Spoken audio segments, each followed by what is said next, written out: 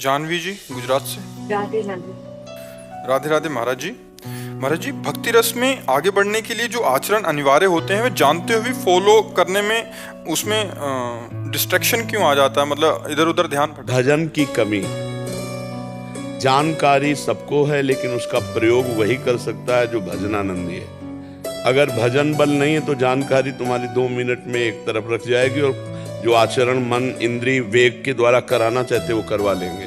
और जब भजन बल है ना तो जैसे ब्रेक अच्छी हो तो जहां चाहो वहां मार दो है। अब ब्रेक ही नहीं तो फिर एक्सीडेंट तो हो ही जाएगा। नाम बल, भजन बल, वारी मथे घृत होए बरु, शिकताते बरु तेल, बिनु हरि भजन न भव तरिय, यह सिद्धांत अपेल। जिनको राम कहना नहीं आता था वो मरा मरा कह करके इंद्रिय विजेता ब्रह्म ऋषि हो गए और भगवान के लीला चरित्र का संस्कृत से गान किया। मरा मरा और संस्कृत से गान किया। देख लो रामचरितमानस जो पूर्व है वो संस्कृत से है, महर्षि के द्वारा गाई हुई है। महर्षि बना दिया नाम ने। अगर हम नाम जापक हों और अधिक से अधिक नाम जप करें तो जो हमें जानकारी है हम उसका प्रयोग कर सकते हैं।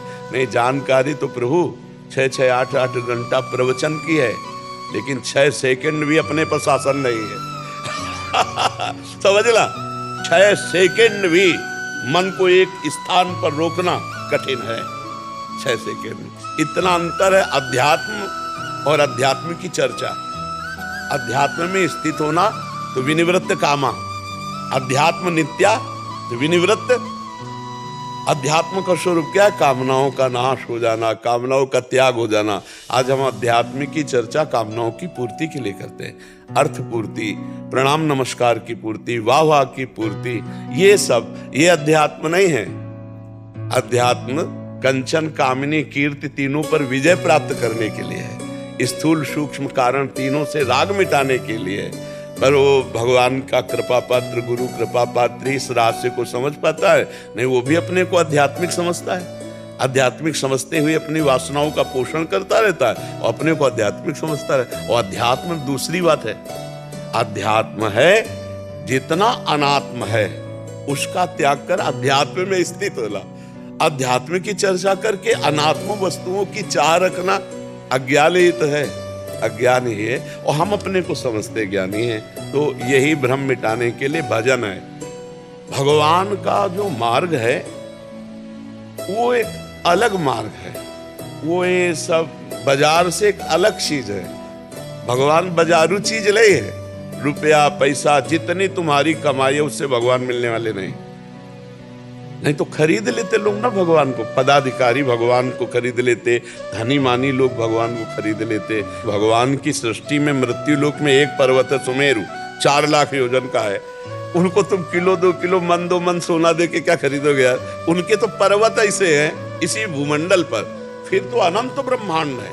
दिखरावा माते तीन अद्भुत रूप प्रचंड, रोम रोम प्रति लागे कोटि कोटि ब्रह्मांड। उनको अगर पकड़ना है एकमात्र उपाय है भजन। आर्त भाव से भगवान को पुकारो, वो मिल जाएगी। जिससे यही दरबार दीन को आदर, रीत सदा चले। दैन्य होकर अपने प्रभु को हम भज रहे हैं, अपने स्वामी को भज रहे हैं, अपने प्रीतम को भज रहे हैं, बस मिल गए। भजन के बिना जितनी जानकारी सब मिथ्या है, वो प्रयोग में नहीं आएगी तो मिथ्या है।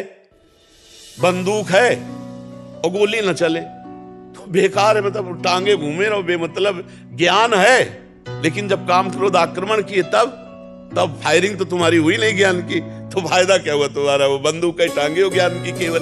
तो हमारे अंदर जो जानकारी है उसका प्रयोग तभी होगा जब हम अच्छे से भजन करेंगे, पवित्र आचरण करेंगे, पवित्र भोजन करेंगे, पवित्र व्यवहार करेंगे तो परम पवित्र उत्तम श्लोक भगवान की कृपा से माया पर विजय प्राप्त कर लेंगे। मामेवे प्रपद्यन्ते माया में ताम तरन्ते।